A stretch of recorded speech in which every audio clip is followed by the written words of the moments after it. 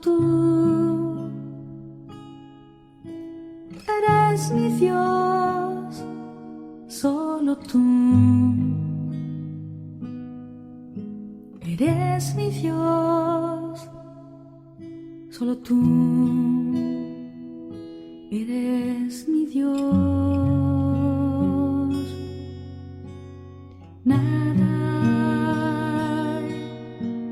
fuera de ti, nada me satisface. Fuera de ti, nada me llena. Fuera de ti, nada hay. Fuera de ti. Bueno, vamos a pedirle al Señor su santa palabra para esta última reflexión, que sería una reflexión sobre el pueblo de Dios, lo que es el pueblo de Dios.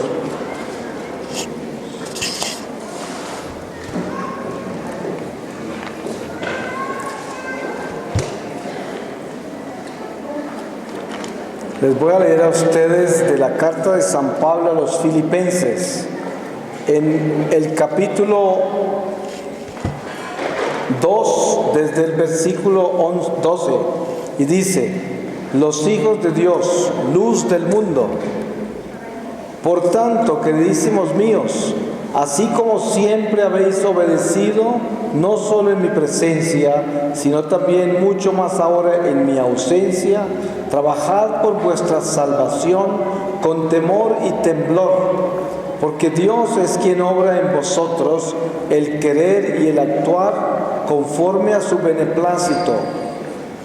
Hacedlo todo sin murmuraciones ni discusiones, para que lleguéis a ser irreprochables y sencillos, hijos de Dios sin tacha, en medio de una generación depravada y perversa, en la cual brilláis como luceros en el mundo, al poner en alto la palabra de vida, para gloria mía en el día de Cristo. Porque no habré corrido en vano, ni en vano habré trabajado. Pues, aunque sea derramada mi sangre sobre el sacrificio y ofrenda de vuestra fe, me alegro y me congratulo con todos vosotros. Por la misma causa, alegraos también vosotros y congratulaos conmigo. Palabra de Dios. Pues, hermanos, precisamente de eso se trata, lo que San Pablo nos acaba de decir. Luz del mundo somos nosotros, porque Dios nos ha llamado a ser su pueblo.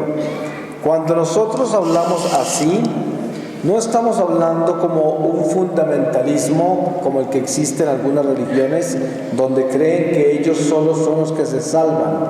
Porque el hecho de que nosotros nos llamemos pueblo de Dios, hijos legítimos del Señor, aunque seamos adoptados, ciudadanos de la santa ciudad de Jerusalén, porque eso es lo que somos nosotros, piedras vivas del templo de Dios, instrumentos eucarísticos de reparación. A pesar de todo eso, la salvación también es para todo ser humano que Dios creó. Lo que sucede es que nosotros, como hijos de Dios, pueblo de Dios, somos llamados a ser nada menos que los responsables de todos esos pequeñitos del Señor, como Él los llama, que son aquellos que no lo conocen, aquellos que no lo conocerán durante esta vida terrenal. Y nosotros somos los responsables de ellos. Miren ustedes que cuando estaba hablando yo esta mañana sobre cómo Dios comenzó a dialogar con nosotros los seres humanos después de que se había interrumpido ese diálogo desde la caída del pecado original, les recordaba que empezó a hablarnos a través de Abraham, y Abraham consagró esa comunicación con Dios en el altar de Melquisedec.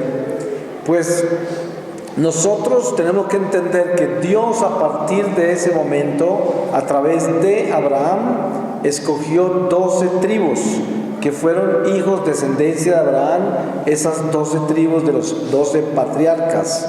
que empiezan con Isaac, luego pasa Jacob y luego de Jacob salen esas 12 tribus. Y miren ustedes que de esas 12 tribus sale un pueblo escogido para preparar la encarnación de Jesús.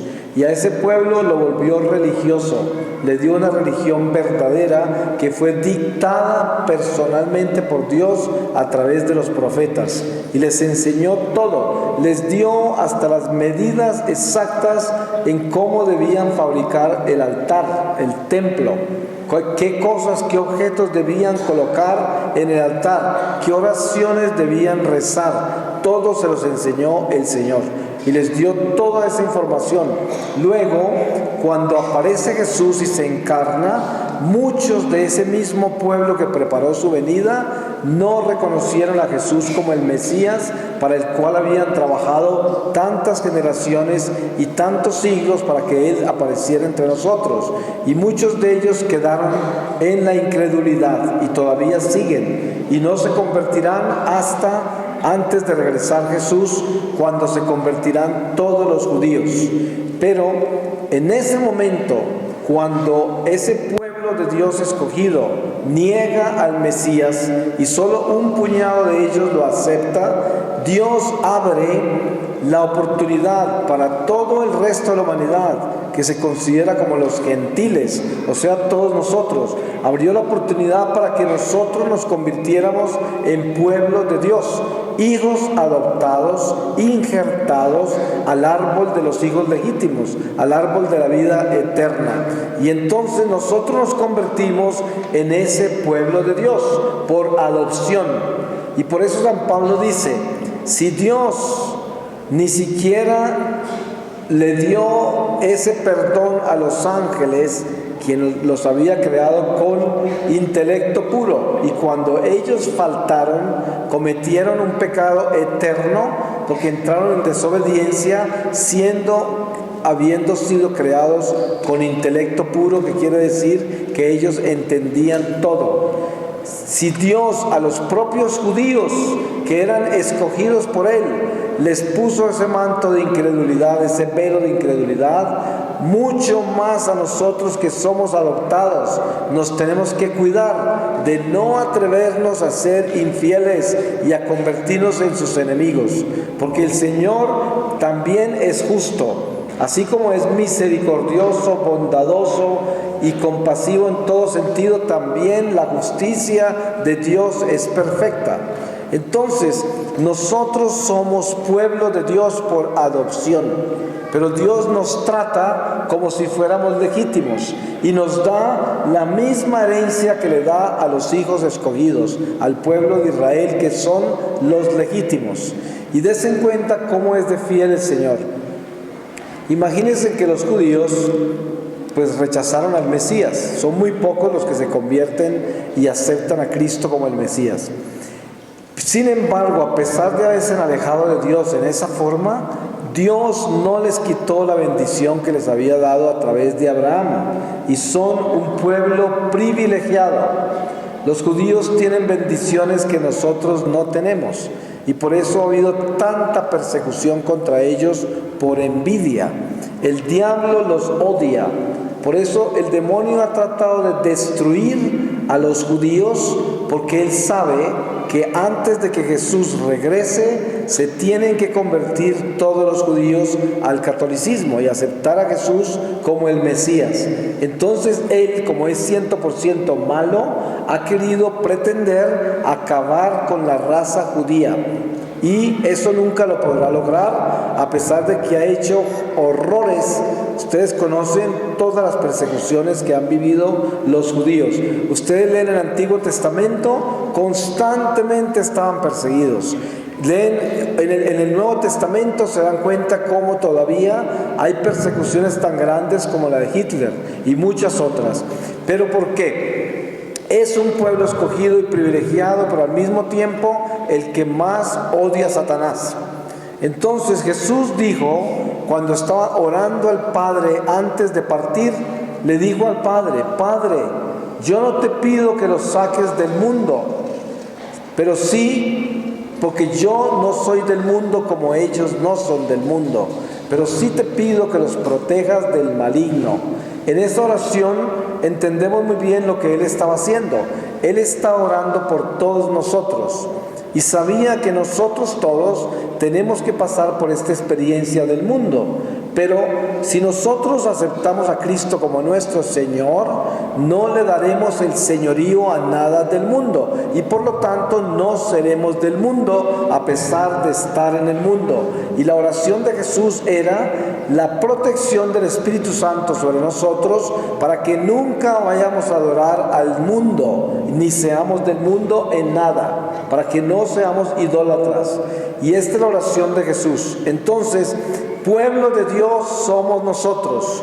Hemos sido llamados a ser la luz del mundo, la sal de la tierra, la esperanza de este mundo perverso, como lo llama San Pablo, depravado. Y nosotros hemos sido llamados a ser piedras vivas del templo de Dios, instrumentos eucarísticos de reparación, porque Dios así lo quiso, no por nada que nosotros hubiésemos hecho.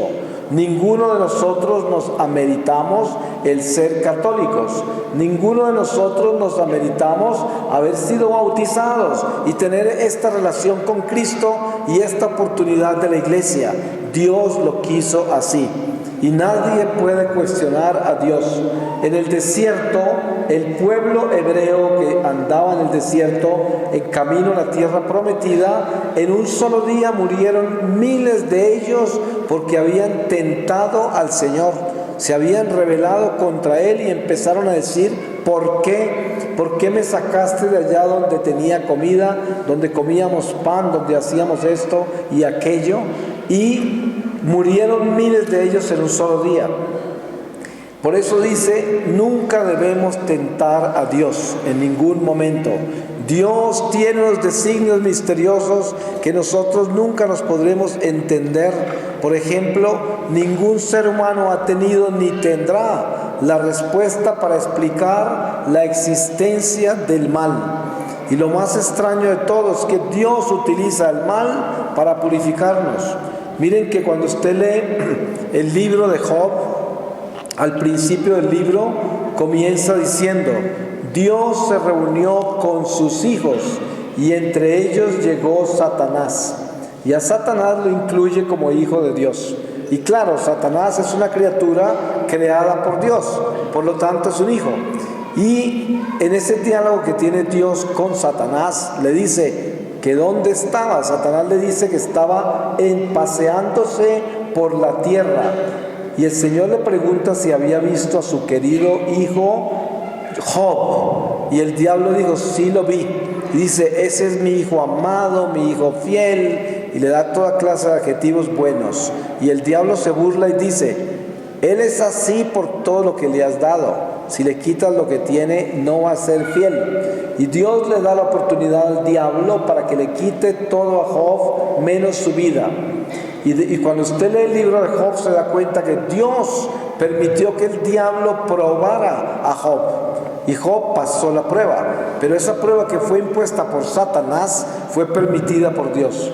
¿Quién puede explicar ese misterio? Ninguno de nosotros. Por eso jamás se podría tentar a Dios diciendo: ¿por qué, Señor, hay tanta hambre en el mundo cuando hay tanta gente que tiene tanto dinero y los pudiera alimentar? ¿Por qué el malo parece que triunfa siempre y el bueno parece que siempre pierde? ¿Qué está pasando con esta injusticia?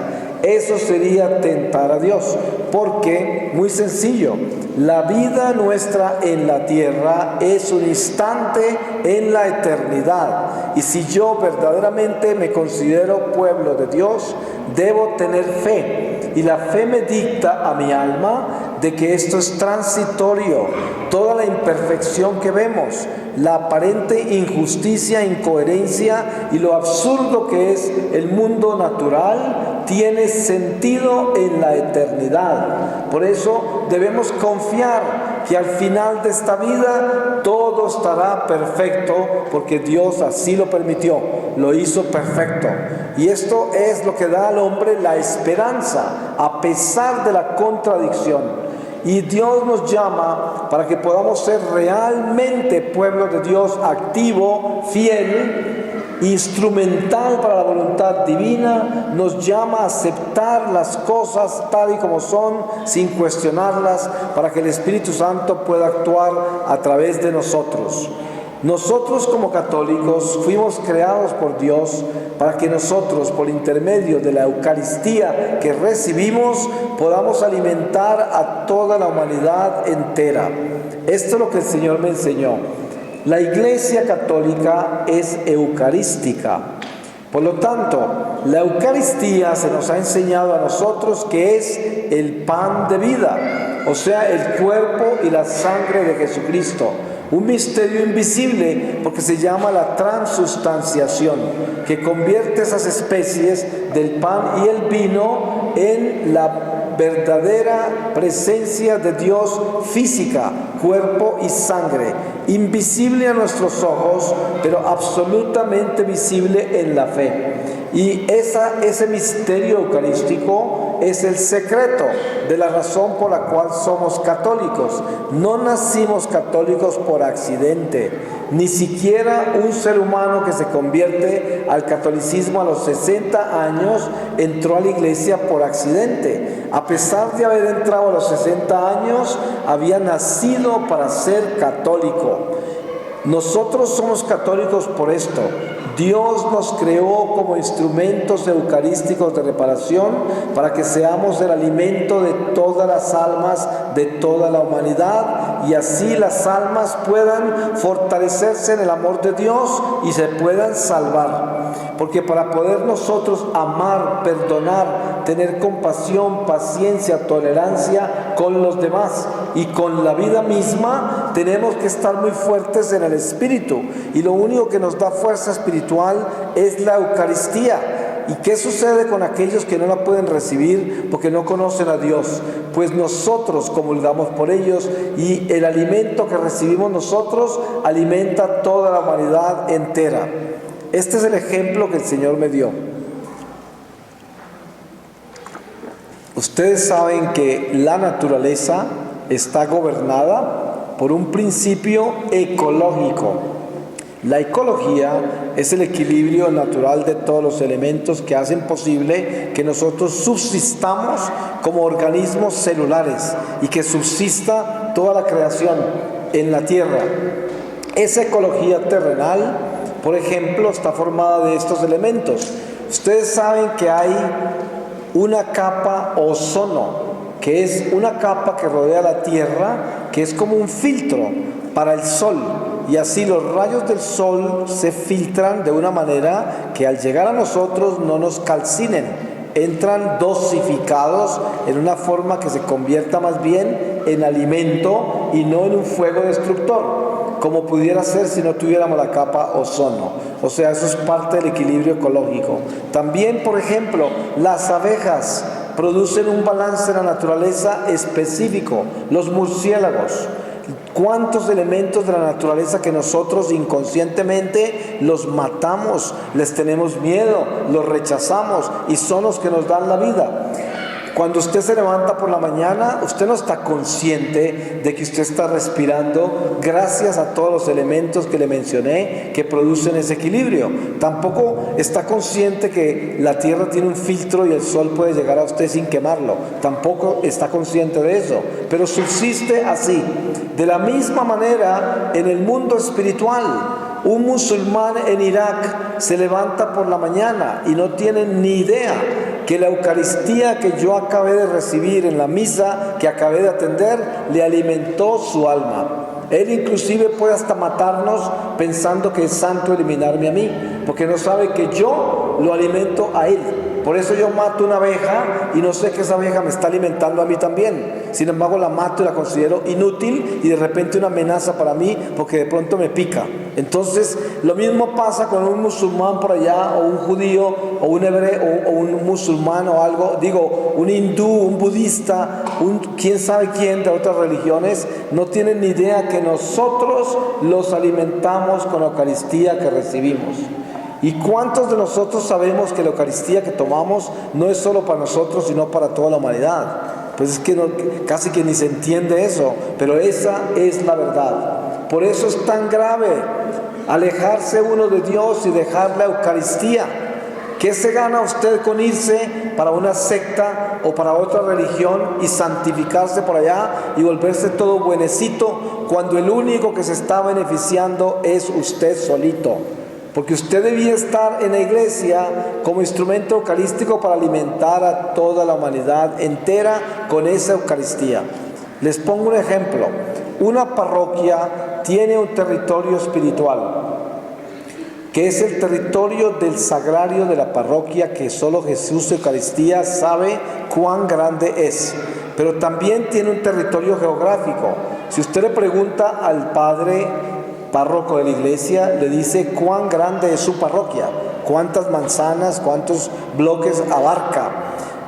En el territorio espiritual del sagrario están bajo ese sagrario todas las almas de las personas que viven alrededor de la parroquia, aunque no sean católicas. Y nosotros como católicos, cuando venimos a la iglesia y comulgamos por todas las almas que viven alrededor de esa parroquia, aunque no sean católicas. En el momento que yo estoy comulgando, se puede estar muriendo una persona que está en ese territorio de la parroquia y puede estar en peligro de condenarse. Y el Señor Jesús, en el momento que yo recibo la Eucaristía, cristifica mi sangre en ese momento y con mi sangre puede comprar la salvación de esa alma que se hubiera podido condenar.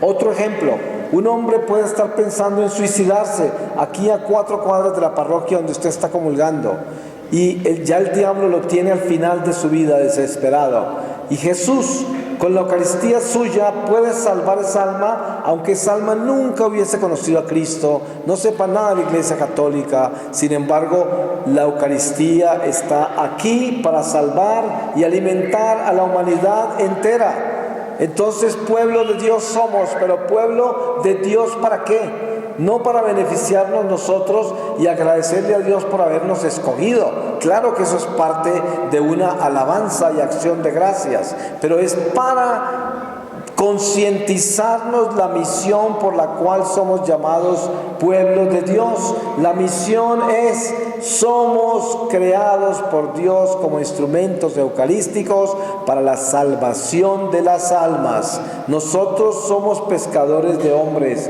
A eso nos llamó el Señor.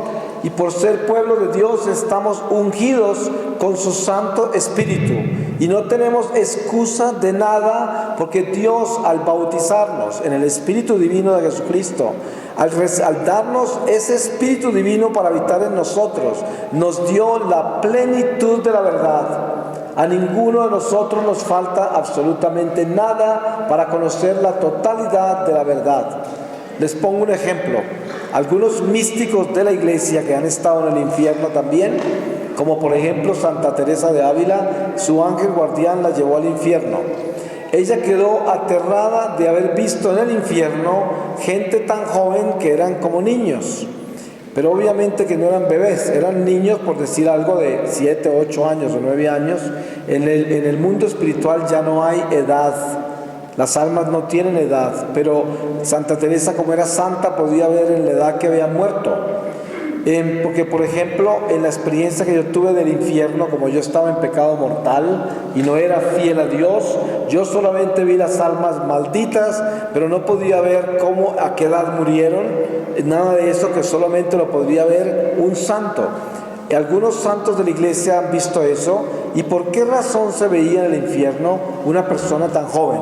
Por esto, por eso la iglesia es tan estricta en preparar a un niño para hacer la primera comunión.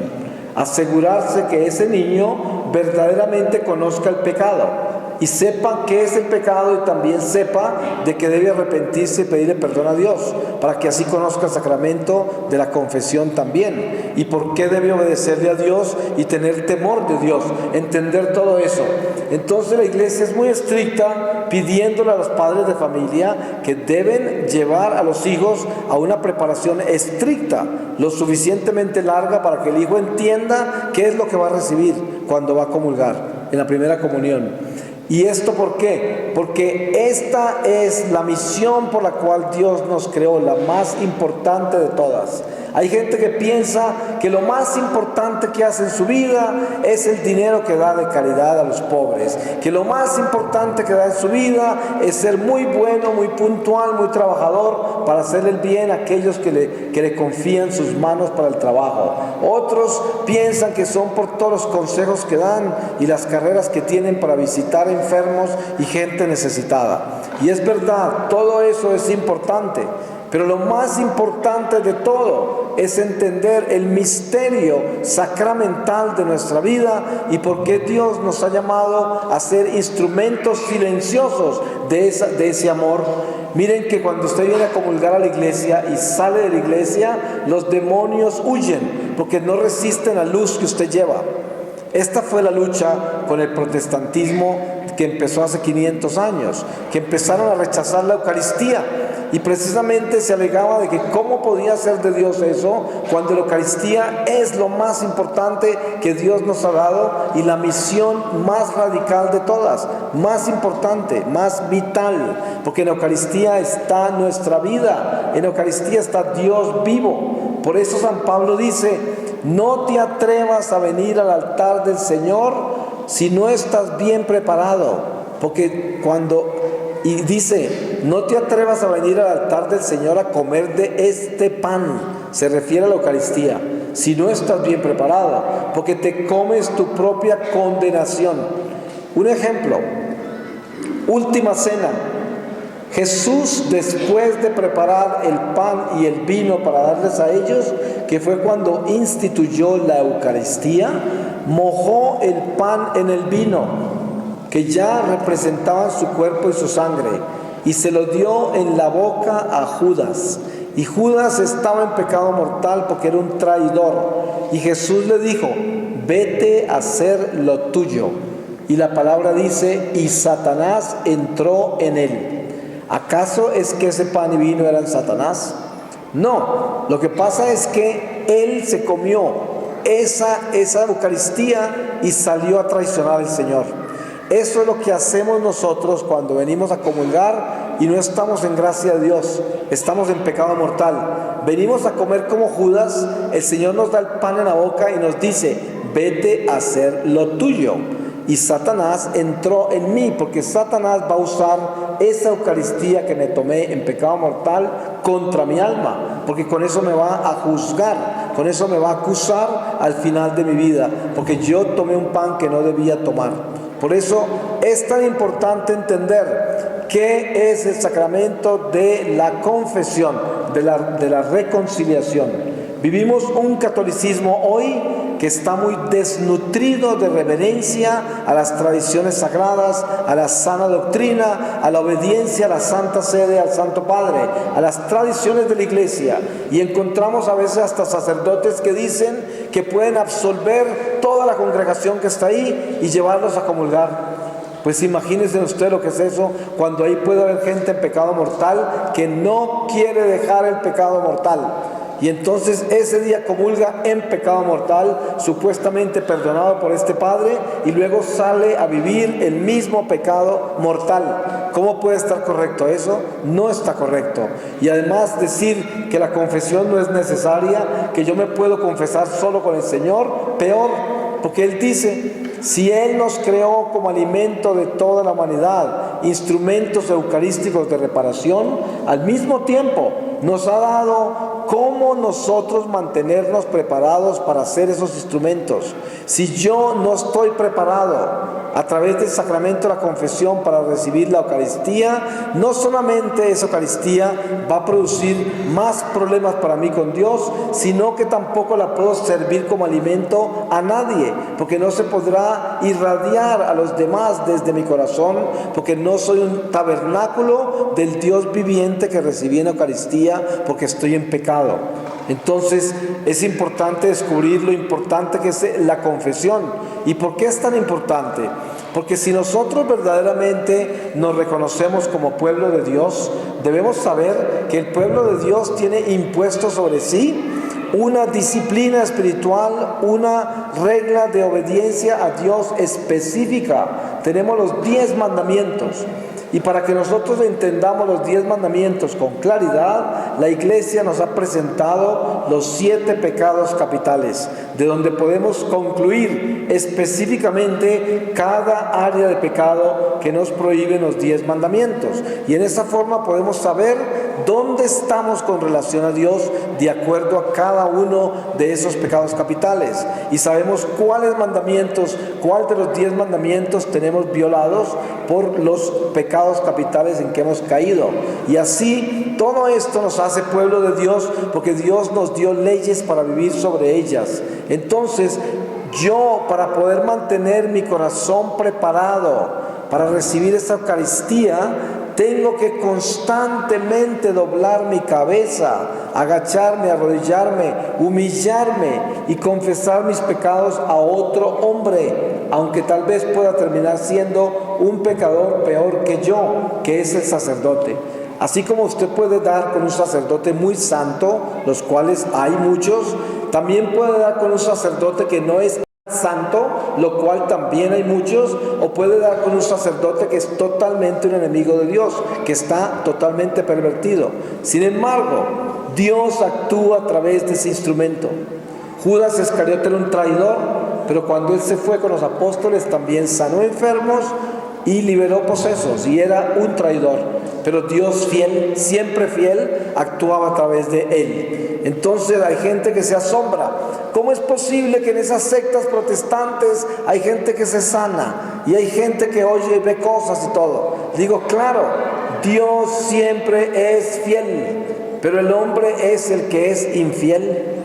Todo lo que hacemos en nombre de Dios actúa en nombre de Dios, y al mismo tiempo el diablo es muy astuto para duplicar todas las cosas de Dios y hacerlas aparecer como si fueran reales. Y por eso la obediencia a lo que Dios nos ha dado como católicos es definitiva, no solamente para nuestra salvación, sino para la salvación de toda la humanidad entera, de todas las almas.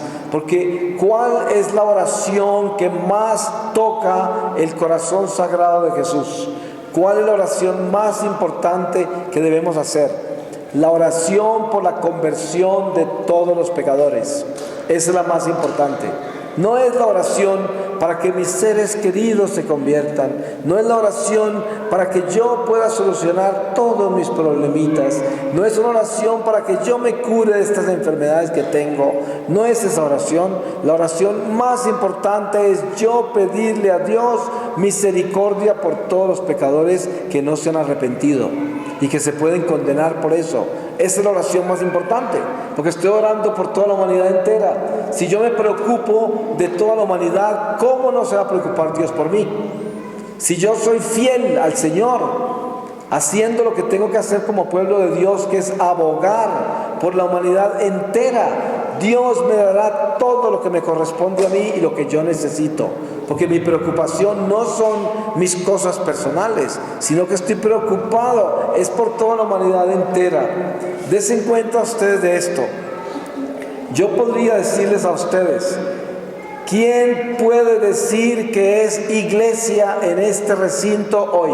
¿Cuán iglesia es usted? ¿Cuán pueblo de Dios? Porque ¿qué es el pueblo de Dios? La iglesia. Ese es el pueblo de Dios, la iglesia.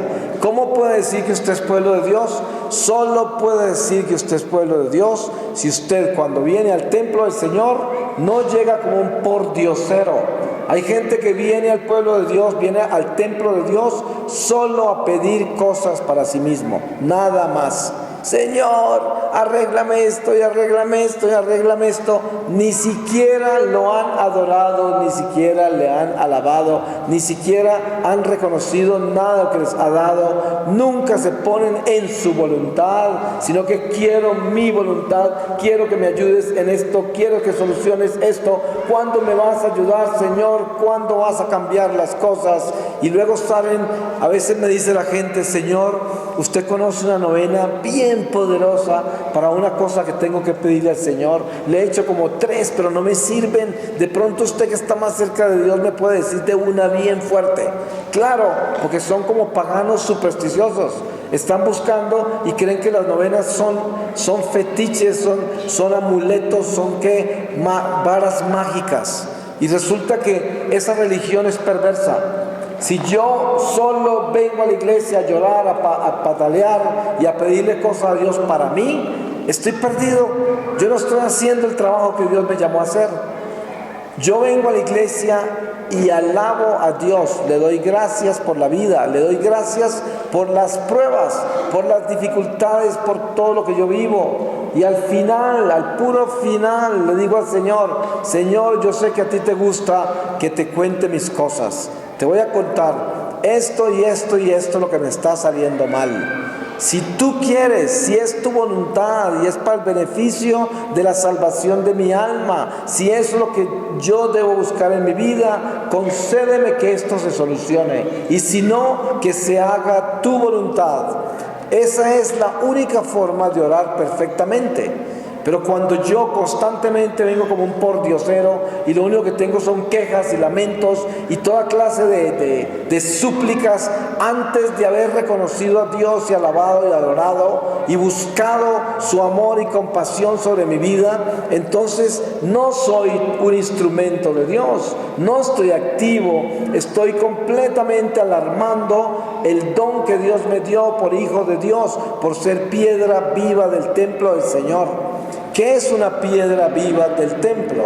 Una piedra viva del templo es parte del equilibrio de un templo que sin esa piedra tendría un hueco. Entonces yo soy una piedra importante.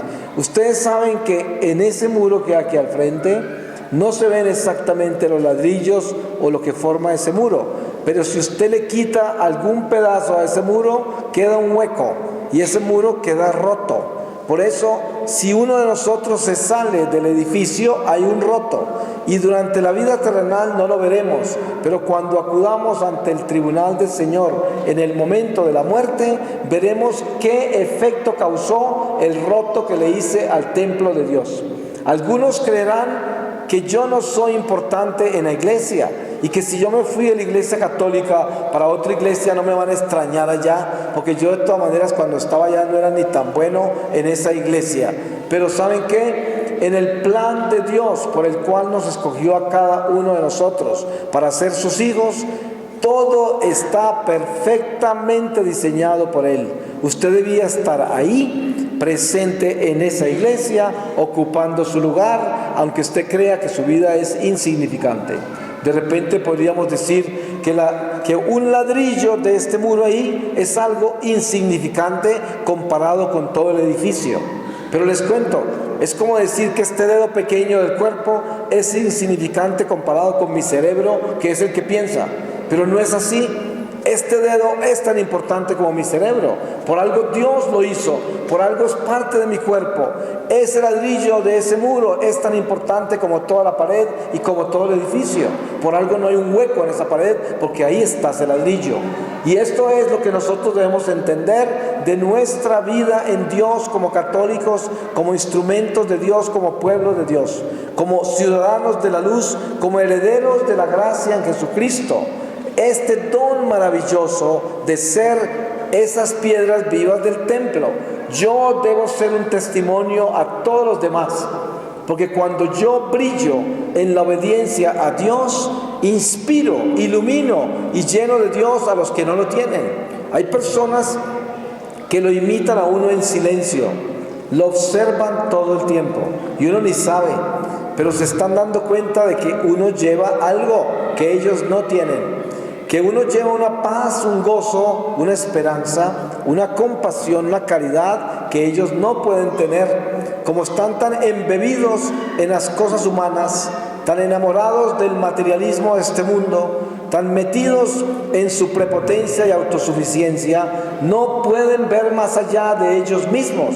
Y cuando ven a una persona que está desprendida de sí mismo, que está más preocupada de los demás que preocupada de sí misma, que es un verdadero servidor inagotable, lleno de caridad y compasión por el prójimo, ellos se alarman en silencio y se dan cuenta que hay algo erróneo con la vida que llevan. Tal vez no lo reconocerán, pero lo saben, lo saben. Tenga la seguridad que un malo envidia al bueno. Le tiene celos y le tiene envidia, pero no se lo va a reconocer. Si tiene alguna oportunidad, lo mata, pero lo envidia. El diablo nos envidia a nosotros, porque nosotros tenemos la oportunidad de entrar al cielo y él no. Entonces, ¿qué quiere decir eso? Él envidia el hecho de que pudiéramos estar allá. Y esto es un ejemplo de lo importante que es que nosotros llevemos la verdad de Jesucristo en nuestro corazón para que le hagamos justicia al que Dios nos haya escogido como su pueblo, su iglesia. Y es importante reconocer la doctrina, la fe, las tradiciones sagradas, la obediencia sencilla. Antes, cuando yo vivía en el mundo, me parecía absurdo obedecer a tantas reglas de la iglesia. Tener que venir el domingo a misa y era obligatorio, y si no, un pecado mortal. Venir a confesarme con frecuencia, porque si no, pues estoy faltando, porque se me está endureciendo el corazón y llenando de orgullo y prepotencia, y entonces pierdo el amor, pierdo la caridad y no sé perdonar, y mucho menos que voy a pedir perdón, porque no sé cómo, porque soy muy orgulloso. Y todas las reglas de la iglesia absurdas para mí. Hoy amo cada una de esas benditas reglas de la iglesia. Yo sé lo importante que es confesarme, lo importante que es humillarme ante otro ser humano que es el sacerdote y bajar toda esta prepotencia, banalidad y orgullo mío y humillarme ante otro hombre, ante otro ser humano. ¡Qué increíble que es eso! Como cuando usted sale de la confesión, siente como si lo hubieran exorcizado, como si le hubieran quitado 50,000 demonios de encima. Y es verdad que eso es así, porque solo la iglesia tiene poder para ahuyentar los demonios que llegaron a su vida por culpa de su pecado. Miren, cada pecado mortal tiene como guardián un ángel caído. Y entre más tiempo permanezca en pecado, más espíritus vendrán a fortalecer ese pecado para poderlos sorprender al final de esta vida parado en el territorio del diablo. Ese es el trabajo del diablo, asegurarse que nos quedemos en su territorio. Ustedes han visto gente que anda por ahí en pecado mortal y son como todos buenecitos. Aparentemente no hacen nada malo, pero están en pecado mortal y piensan que tienen tiempo para cambiar. ¿Ustedes se pueden imaginar lo absurdo de ignorante que es eso? La muerte no escoge por edades. ¿Quién va a decir de que nosotros no podríamos morir esta tarde? ¿Quién podría asegurar eso? Yo puedo quedar perfectamente tieso a las 6 de la tarde de hoy y estar en un ataúd. Perfectamente, hoy mismo, cualquiera de nosotros. Entonces, ¿cómo puedo ser yo de ignorante de pensar que tengo tiempo para dejar el pecado? Yo a veces hablo con gente que vive en pecado mortal y vienen y me dicen, pues hemos estado pensando que sería mejor pues dejar de estar pecando. Y entonces ahí vamos a resolver esto, como si tuvieran tiempo, como si esas fueran cosas para pensar, como si eso fueran cosas para meditar, para planear. Cuando el Evangelio dice muy claro, si el ojo te hace daño, te hace pecar, sácatelo. Si tu mano derecha te lleva al pecado, córtatela. Y así habla el Señor. Nosotros tenemos que actuar ahora mismo. Si usted hoy se concientizó de que el pecado mortal realmente es mortal, o sea que mata el alma, entonces debe despertarse, porque qué tal que esté viviendo en pecado mortal y se muera hoy. ¿Qué pasaría? Se puede condenar y usted eso ni siquiera se lo imagina de que es posible. ¿Y por qué no se lo imagina? Porque hoy usted está acá entretenido con sus apetitos humanos, su intelectualidad, la maravilla de la creación, el afecto humano, sus propiedades materiales, sus deseos que tiene, sus planes, todo eso lo entretiene y lo desocupa de pensar en su alma. Y usted no piensa que en medio de todos esos proyectos hay un proyecto madre, que es prepararme para mi muerte, porque esa es la que llega sin avisar, llega en cualquier momento. Y si yo no estoy preparado, ay de mí, ay de mí, ni siquiera se pueden imaginar en 1.000.000 de años lo que le espera a una persona que muere en pecado mortal. No se lo pueden imaginar. Una persona que no está preparada para entrar al mundo espiritual. Y el Señor constantemente, por su misericordia, está tocando la puerta de nuestro corazón diciendo: abre esa puerta, no quiero que te condenes, deja el pecado, deja la desobediencia, ven a mí, sacrifica todo, muere a ti mismo. No te vayas a convertir en mi enemigo por ser amigo de las criaturas humanas, por acomodarte en tus vicios, en tus comodidades humanas, en los afectos físicos, en las cosas materiales. No vayas a cometer ese error tan grave que te puede costar una eternidad entera. Y esa es la realidad. ¿Cuántos oímos eso? Por eso la palabra de Dios dice: si hoy oyereis su voz, no endurezcáis el corazón, como en Meribá, cuando me tentaron, un pueblo maleado de incredulidad. Y esto es lo que Dios nos dice hoy todavía. Hoy dice lo mismo, que sus palabras nunca pasarán. Aquí está el Señor hablándonos y nos dice: no endurezcáis ese corazón. Si escuchan la voz del Señor hoy, atiéndanla, cambien, arrepiéntense y cambien, confiésense, para que el Señor pueda tener misericordia de ustedes en el día malo y en el día terrible de su juicio.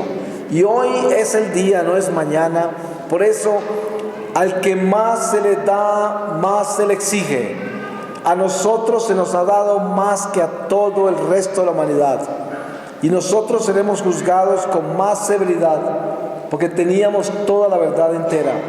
Cuando yo les decía que Santa Teresa había visto niños en el infierno, ¿saben por qué? Cuando un niño hace la primera comunión y recibe a Jesucristo en la Eucaristía, ese niño en ese momento recibió la totalidad de la sabiduría de Dios en su corazón, y ya no tiene absolutamente ninguna excusa para hacer nada malo, porque ya lo sabe todo.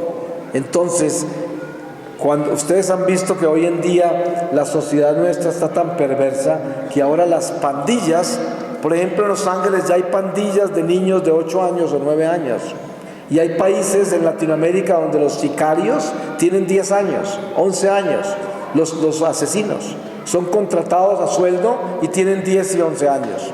Y estas son cosas que suceden al frente de nuestros ojos y ni siquiera las miramos ni las analizamos, pero es una realidad. O sea que el diablo actúa en nuestra vida sin importar qué edad tenemos. Y cuando ya comulgamos y somos responsables de la sabiduría de Dios, seremos juzgados en lo que sabemos, no en cuántos años teníamos.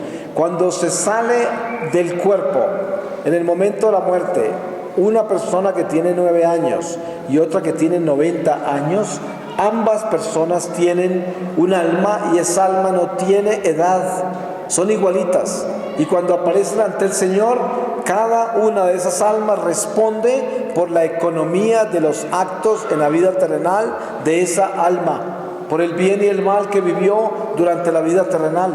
Y sin importar cuántos años tenía cuando murió, si ya conocía la verdad, será juzgado en la plenitud de esa verdad.